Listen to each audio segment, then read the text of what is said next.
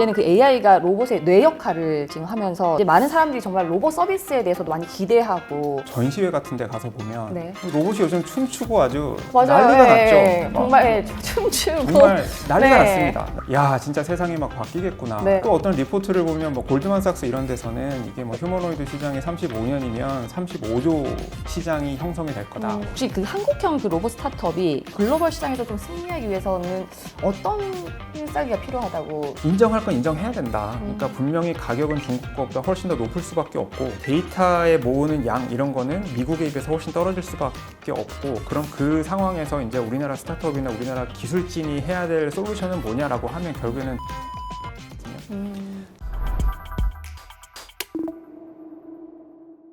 AI 이후 세계는 로봇으로 재편된다고 합니다.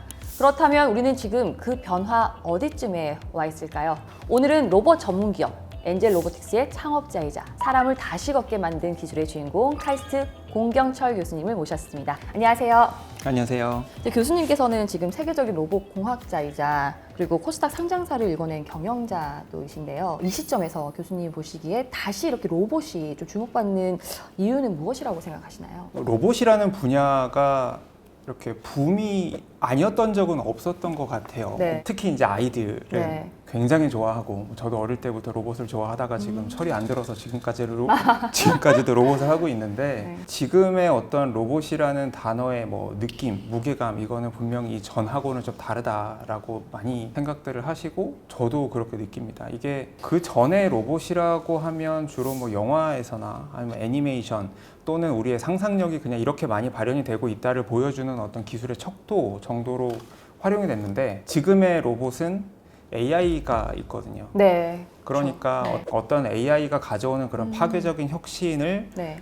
물리적으로 만드는 어떤 매개체, 그러니까 이 디지털 세상 안에만 있는 그런 네. AI가 실제로 우리 물리 현상으로 우리가 사는 세계로 뛰쳐나오는 어떤 그런 방법이 로봇일 것이다라는 그런 이제 개념과 맞닥뜨려지면서, 지금의 로봇은 분명히 이 전의 로봇하고는 좀 많이 다른 것 같습니다. 그러니까요. 이렇게 뭐 말씀하셨듯이 정말 이제는 그 AI가 로봇의 뇌 역할을 지금 하면서 이제 많은 사람들이 정말 로봇 서비스에 대해서도 많이 기대하고 희망을 갖고 있는 상황인데, 실제로 그 상용화에 성공하는 그 팀은 이제 극소수라고 들었어요. 네. 근데 이런 어떤 한 끗 차이는 어디에서 비롯됐다고 생각하시는지 궁금합니다. 근데 이게 참 많이 헷갈리고요. 저도 그 다음에 실제로 이 영상을 보시는 참 많은 분들이 헷갈리실 것 같아요. 왜냐하면 어떤 유튜브 영상이나 아니면 현장에 뭐 전시회 같은 데 가서 보면 네. 로봇이 요즘 춤추고 아주 맞아요. 난리가 예, 났죠. 막 정말 춤추고 정말 난리가 네. 났습니다. 난리가 네. 났으니까 야, 진짜 세상이 막 바뀌겠구나 라는 네. 생각이 들기도 하는데, 보면 그렇다고 주변에 저 로봇이 내 일상생활에 언제 들어올 수 있지? 라는 또 약간 의구심이 들기도 하다가, 또 어떤 리포트를 보면 뭐 골드만삭스 이런 데서는 이게 뭐 휴머노이드 시장이 35년이면 35조 시장이 형성이 될 거다, 뭐 이런 리포트도 있어요. 네. 그러니까 그거 보면 야, 진짜 이제 시장이 열리겠다라는 그런 기대감이 들기도 하는데, 당장에 오늘 우리의 삶을 보면 약간 그냥 쇼인 것 같고, 네. 네. 그래서 저게 진짜 세상에 나와서 돈을 뭔가 만들어낸다고? 라는 점에서는 정말 참 갑론을박이 있는 것 같습니다. 근데 이 와중에 시장을 창출해 나가는 로봇은 이미 있거든요. 네. 이게 어떤 휴머노이드의 형태라고 하지 않을지 몰라도 분명히 지금 우리가 시장을 열어가는 어떤 굉장히 중요한 로봇들은 있습니다. 뭐 대표적으로 보면 뭐 로봇 청소기 같은 네. 걸 보면 이게 로봇이 맞나? 라고 생각하시는 분들도 있지만 엄연한 로봇이고요. 로봇 청소기만 하더라도 우리나라의 시장 규모만 이제 조 단위예요. 글로벌 시장으로 보면 네. 한 10조 정도 된다고 합니다. 내년 정도면. 그러면 사실은 로봇 분야가 분명히 시장을 열고 있는 게 있는 거죠. 다른 분야에 비해서 로봇은 참 어려운 게 두 가지를 동시에 자극을 해야 되는 것 같아요. 네. 첫 번째는 기술적인 종의 판타지를 분명히 충족을 시켜줘야 됩니다. 이게 뭐 다른 어떤 뭐 창업 아이템이나 뭐 많은 것들이 너무 고도한 기술보다는 고객들이 필요한 그만큼을 적당하게 터치를 해야 된다라고 얘기를 하는데 너무 고도하지도 않고. 그게 보통의 정론이잖아요. 네. 그런데 로봇 분야는 이게 참 아이러니하게도 기술적인 고도함이 조금 낮아지면 많은 사람들이 실망을 해요. 그쵸. 그렇기 때문에 네. 기술적인 고도함을 유지를 해줘야 되는 첫 번째 어려운 점이 있고요. 두 번째는 그럼에도 불구하고 정론을 따라야죠. 고객의 니즈를 파악을 하고 고객의 어떤 사용 시나리오를 정확하게 설정을 해서 거기에 맞는 제품을 만들어야 되는데 이 두 가지를 동시에 추구하고 있는 기업들은 성공해 나가는 거고 정석을 따른다고 하는 나머지 기술적인 고도함보다는 그냥 사용성, 사용자의 관점에서의 제품화 이쪽으로만 가다 보면 상대적으로 또 기술적인 고도함을 조금은 낮추게 되는 그런 우를 범하는 기업들도 있고요. 또 반대로 기술적으로만 너무 치고 나가다 보면 고객분들의 입장에서는 저거 어디다 쓰지?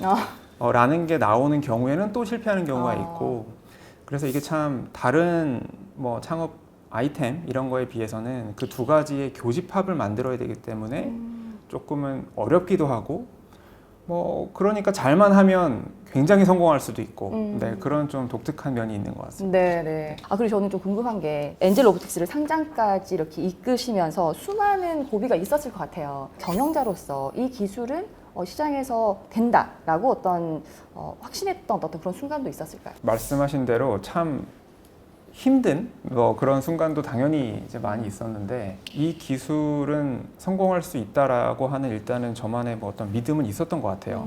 석사나 학부 때부터도 로봇에 빠져 있었고 그 로봇의 분야 중에서도 사람을 좀 도와주는 로봇을 하고 싶다라고 생각을 했었어서 참 여러 가지 공부도 했고요. 그런데 세상 일이 어떻게 자기 확신만 가지고 되겠습니까? 네. 보통 이제 IR 한다 그러잖아요. 네. 그래서 IR을 아무리 열심히 하고 해도 이게 마음을 여는 데는 좀 한계가 있더라고요. 그래서 제가 했던 이야기가 뭐였냐면 우리의 로봇은 로봇을 입지 않기 위한 로봇이다라는 걸 증명하자. 모두가 다 이거는 그냥 보조가 잘 되고 이걸 착용하면 장애인도 걸을 수 있고 환자도 걸을 수 있고 이런 로봇 말고 진짜 우리는 치료 효과가 있는 그런 로봇임을 한번 증명을 해보자라고 했고 저희 공동 창업자인 이제 나동욱 교수님 하고 같이 그런 부분을 좀 기획을 했습니다. 그러다가 재활 치료적인 효과가 조금 나오기 시작을 했어요. 그리고 이게 한 명 한 명 그런 이제 효과가 좀 쌓이기 시작을 하니까 같이 제가 병원을 모시고 갔어요. 투자자분을요? 네. 그래서 같이 병원을 모시고 가서 자, 이분이 환자고, 그러니까 잘 못 걷는 환자분이고, 자, 오늘 보실 건 그 전에 이제 영상을 보여드렸죠. 이분이 원래 이렇게 걸으시는 분이고, 로봇 입고 지금 몇 주 정도 재활 치료를 하셨다. 오늘은 로봇을 안 입고 걷는 거 제가 보여드리겠다. 오늘 로봇 안 보여드린다. 갔는데 그래도 꽤 잘 걸으셨어요. 그러면서 이제 그날 여러 가지 대화가 있었는데 그 투자자분께서 야 근데 이걸 왜 하려고 하냐 이 어려운 걸 근데 그때 저도 모르게 한숨 쉬면서 나왔던 답변이 이거 제가 아니면 누가 합니까? 근데 그 분들은 그냥 그때 마음이 열리셨다고 하더라고요. 그렇게 결국에는 투자자분들도 마음이 열렸고 그때 이제 저희 로봇 입고 재활 치료했던 그 환자분들도 저희 기술에 확신을 가졌고 그때 같이 로봇을 사용했던 의사분들도 확신을 가졌고 그러니까 이제 제가 그때 이거 될 수 있겠다 라는 생각을 했죠. 굉장히 인상적이네요. 그걸 투자자분을 아예 직접 모시고 가서 이 기술이 실제적으로 재활 효과가 있다라는 거를 정말 직접 눈으로 보여드린 거잖아요. 네. 혹시 이런 기술을 개발해야겠다, 창업을 해봐야겠다라고 딱 결심했던 어떤 계기가 있었을까요? 이 기술을 가지고 어디에서 시장을 보고 어디에서 우리가 어떤 기술을 제품화를 할까에 대한 고민은 사실은 사람에게서부터 시작이 됐고 사람으로 결정이 됐다라고 보시면 될 것 같아요. 저희가 갖고 있는 그런 로봇 공학 기술이라고 하는 거는 사실은 그냥 일반적인 로봇 기술이에요.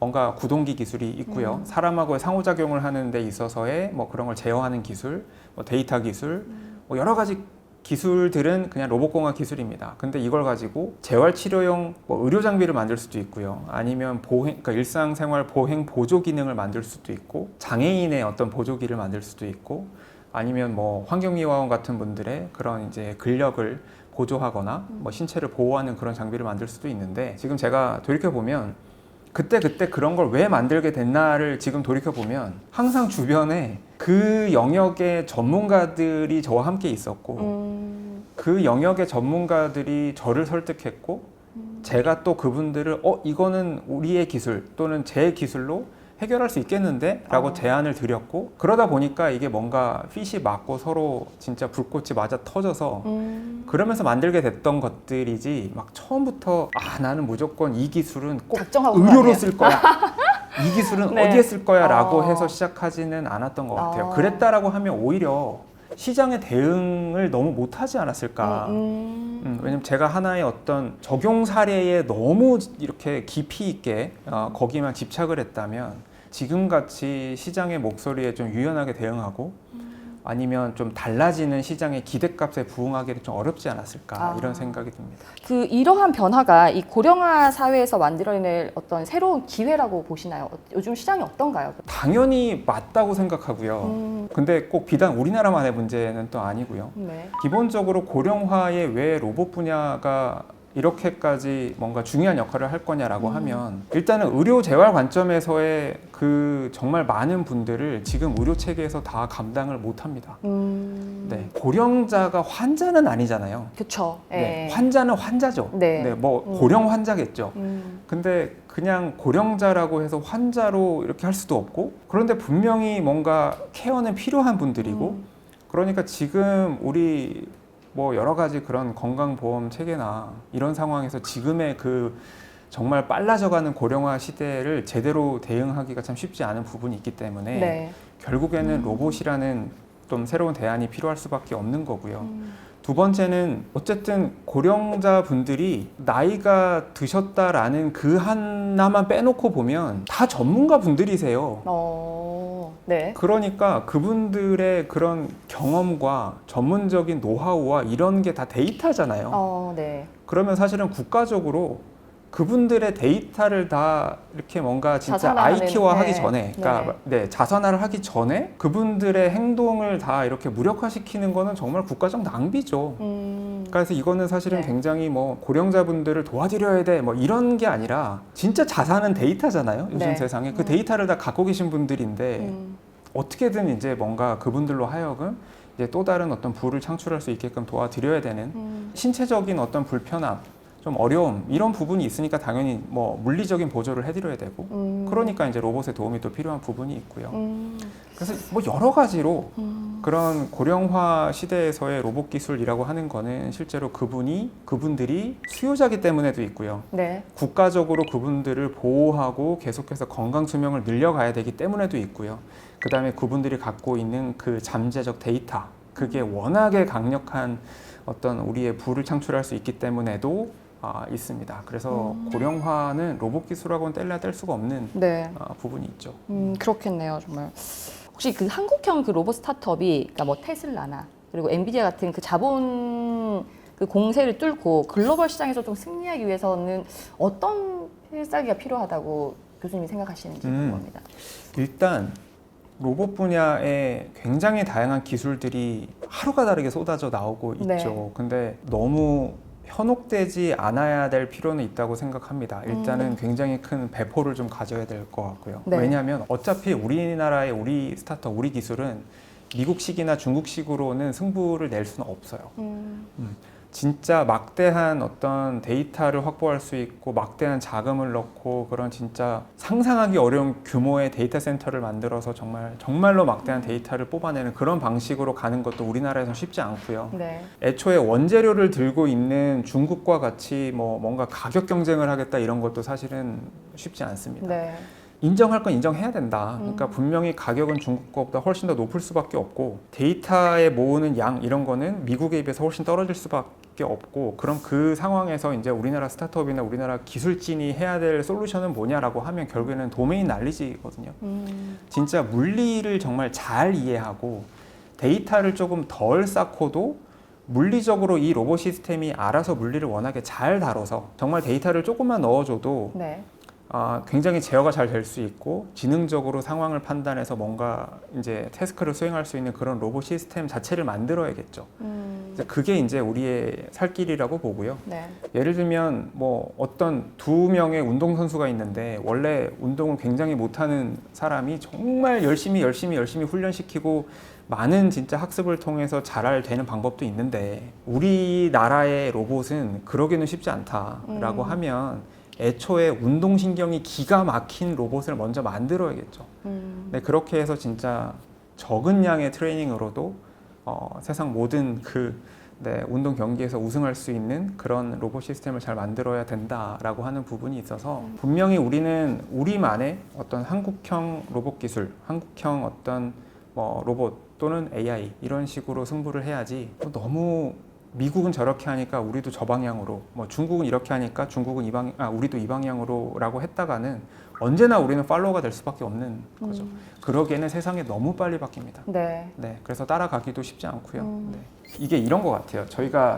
저는 그래도 정말 감사하고 운이 좋게도 그래도 기업을 만들고 상장까지 시키고 네. 소위 말하는 이제 창업가들의 적어도 하나의 마일스톤은 달성을 한 거잖아요. 네. 그게 뭐 혹자에게는 꿈일 수도 있고. 그런데 이렇게 상장을 하고 딱 뚜껑을 열어보니 이제 또 다른 가혹한 현실의 시작인 거예요. 그러니까 이제부터는 또 저희를 다르게 증명해 보여야 될 일들이 많이 있고 네. 또 다른 굉장히 이제 더 현실적으로 이제 진짜 증명해야 될 게 아주 많죠. 근데 그래서 지금 창업하시는 분들에게 꼭 드리고 싶은 말씀은 네. 예를 들어서 상장, 예를 들면 어떤 엑시트 이걸 위해서 오늘을 너무 희생하지 않았으면 좋겠다. 오늘이 행복해야 되고 오늘이 즐거워야 투자하시는 분들도 즐겁고요. 그 같이 있는 이 팀원들도 즐겁고 결국에는 그 기술을 만드는 사람들이 즐거워야 고객분들도 즐거워하고 그게 다 드러나게 돼 있잖아요. 그리고 네. 그렇게 약간 지금 어려운 거 하나하나를 다 합심해서 이겨내는 그런 것들이 모여 있어야 상장 그 이후 내지는 뭐 엑시트 그 이후가 또 탄력을 받아서 다시 한번 성장을 할 수 있는 거지. 네. 너무 뭐 돈만 그러진 않겠지만 네. 뭐 돈만 보고 아니면 우리는 엑시트를 해야 되니까 오늘 정말 이악 물고 오늘은 포기하자 이러고 하진 않았으면 좋겠다는 생각을 좀 많이 듭니다. 지금까지 로봇공학자 공경철 교수님과 함께했습니다. 고맙습니다. 감사합니다. 하나씩 해외 바이어가 보낸 첨부 파일 10개 분석해서 오늘 안에 정중하게 답장 보내고 퇴근해요.